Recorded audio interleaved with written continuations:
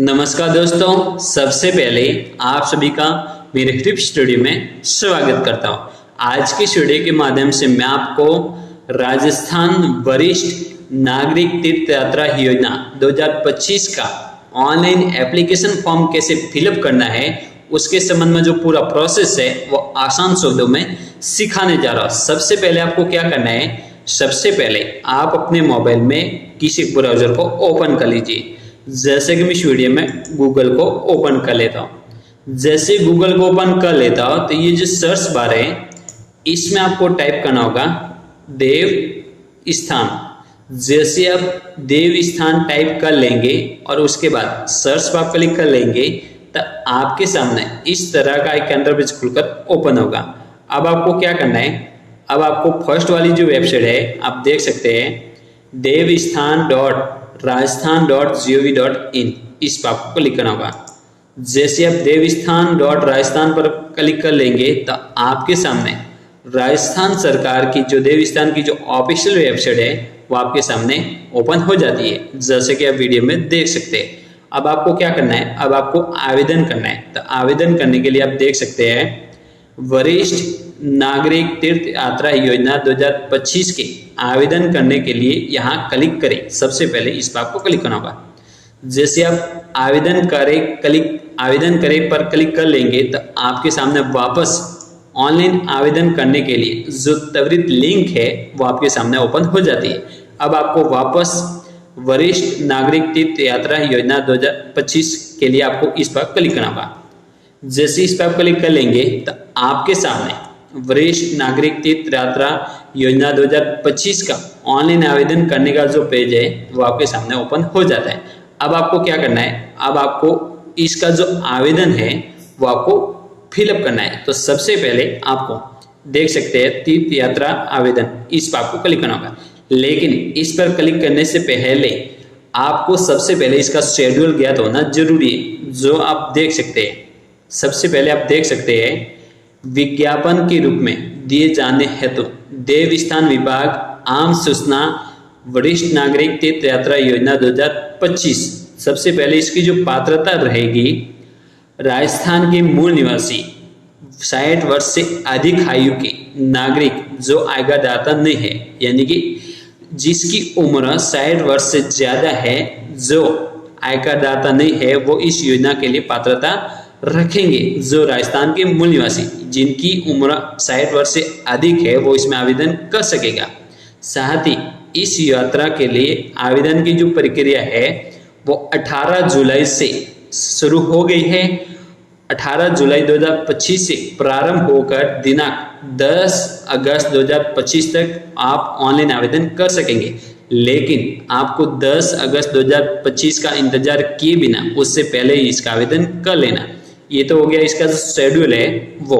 अब इसका आवेदन करने के लिए क्या करना है, वापस आपको इसी वेबसाइट पर आ जाना है। अब आपको तीर्थ यात्रा आवेदन, इस पर आपको क्लिक करना होगा।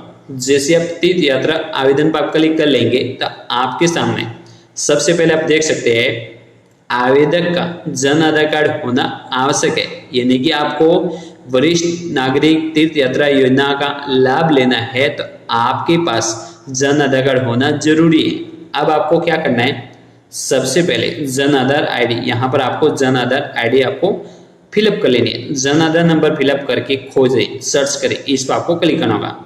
आपके जन आधार कार्ड में जिनकी उम्र 60 वर्ष से अधिक है उनकी मेंबर लिस्ट आपके सामने आ जाएगी। अब आपको क्या करना है, जिस मेंबर के लिए आवेदन करना है उसके आगे सुने, इस पर आपको क्लिक करना होगा। जैसे आप जिस कैंडिडेट के लिए आवेदन कर रहे हैं उसके आगे जो सुने का ऑप्शन है इस पर आप क्लिक कर लेंगे तो आपके सामने इस तरह का एक मैसेज जाता है जिसमें आपको कंफर्म करना जरूरी है, जिसमें लिखा हुआ है क्या आप एक केंद्र सरकार या राज्य सरकार में सेवानिवृत्त राजपत्र अधिकारी है, क्या आप स्वयं या जीवन साथी आयकरदाता है, तो आपको यस करना है, नहीं तो नो। अब आपको सबसे पहले नहीं, इस पर आपको क्लिक करना होगा। जैसे आप नहीं पर आप क्लिक कर लेंगे तो आपके सामने इसका जो ऑनलाइन आवेदन फॉर्म है वो ओपन हो जाता है। अब आपको क्या करना है, सबसे पहले आप देख लीजिए आवेदक की आयु का विवरण 1 अप्रैल 2025 को 60 वर्ष से अधिक होना जरूरी है। 60 वर्ष या उससे अधिक होना जरूरी है।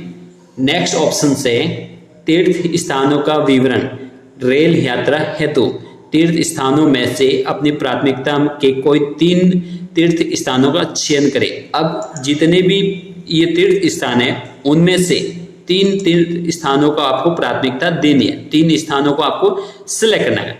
जैसे आप 3 स्थानों को सिलेक्ट कर लेंगे उसके बाद नेक्स्ट जो ऑप्शन है, क्या आप हवाई जहाज से यात्रा करना चाहते हैं या नहीं। हवाई यात्रा है तो चयनित तीर्थ स्थानों के संबंध में बाद में सूचित किया जाएगा। तो सबसे पहले आपको यस इस बात को क्लिक करना होगा। यदि आपको हवाई जहाज की यात्रा करनी है तो यस करना है, ठीक है।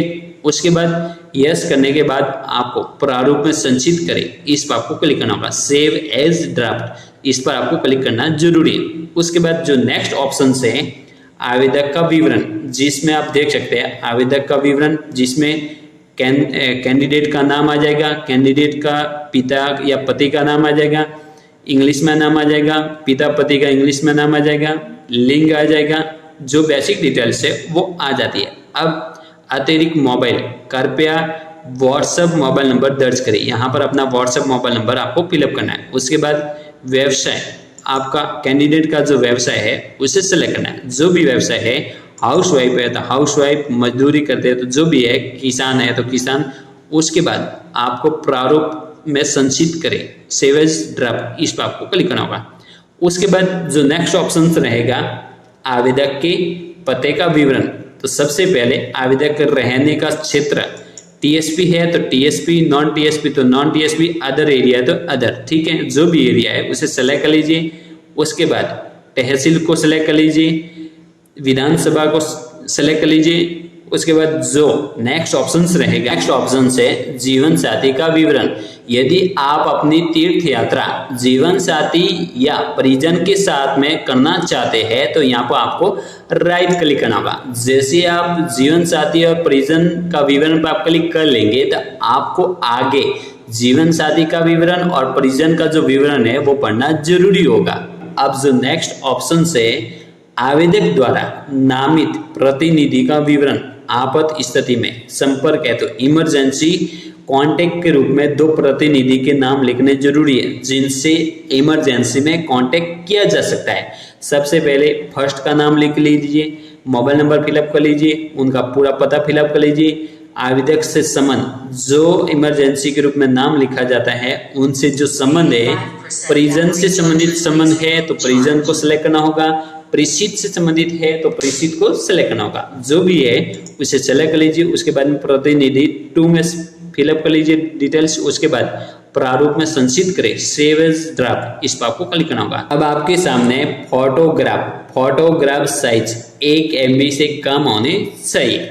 आवेदक की फोटो यदि आप चेंज करना चाहते हैं तो आप अपलोड कर सकते हैं, लेकिन आप देख सकते हैं नोट में लिखा हुआ है यदि आप फोटो परिवर्तित करना चाहते हैं तो अपलोड करें, अन्यथा आवश्यकता नहीं है। यदि कि आप फोटो अपना बदलना चाहते हैं तो आप अपलोड कर सकते हैं नया फोटो, लेकिन आप अपलोड नहीं करना चाहते हैं तो आप अन्यथा आवश्यकता नहीं है अपलोड करने, दूसरी फोटो अपलोड करने की आवश्यकता नहीं है। उसके बाद में जीवन साथी का फोटो, यहाँ पर अपना जीवन साथी का फोटो अपलोड कर लीजिए। यदि आप जीवन साथी के साथ में जाना चाहते हैं तो जीवन साथी का फोटो अपलोड कर लीजिए। सहायक के साथ जाना चाहते हैं तो सहायक का फोटो अपलोड कर लीजिए। उसके बाद जो नेक्स्ट ऑप्शन है चिकित्सा प्रमाण पत्र की साइज 5 MB से कम होनी चाहिए, जो आसानी से आप अपलोड कर सकते हैं। लेकिन मैं आपको बता दूं कि आवेदक का जो चिकित्सा प्रमाण पत्र है वो आपको डॉक्टर से वेरीफाई करवाना जरूरी है। जो इसका जो प्रमाण पत्र है, जो प्रारूप है, वो आप इस पर क्लिक करके चिकित्सा प्रमाण पत्र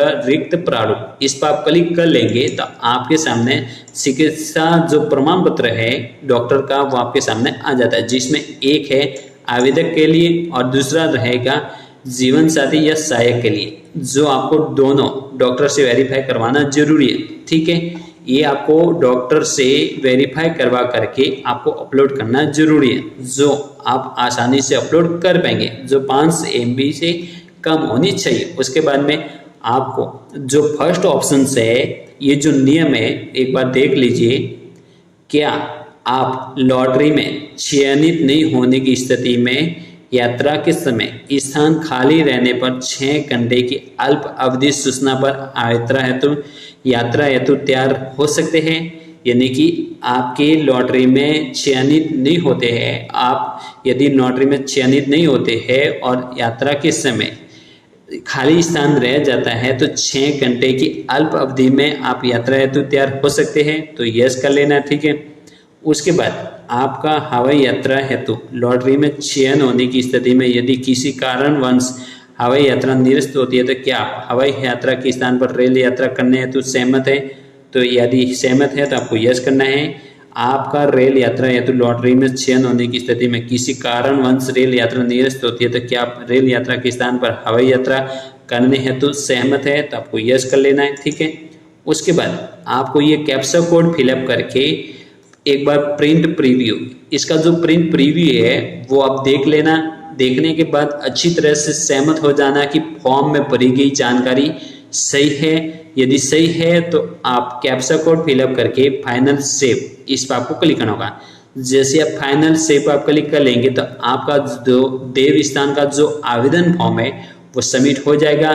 तो दोस्तों इस तरह आप देव स्थान तीर्थ यात्रा का जो ऑनलाइन आवेदन फॉर्म है वो सबमिट कर पाएंगे। जानकारी अच्छी लगी हो तो इस वीडियो को जरूर लाइक करना। जय हिंद, जय भारत।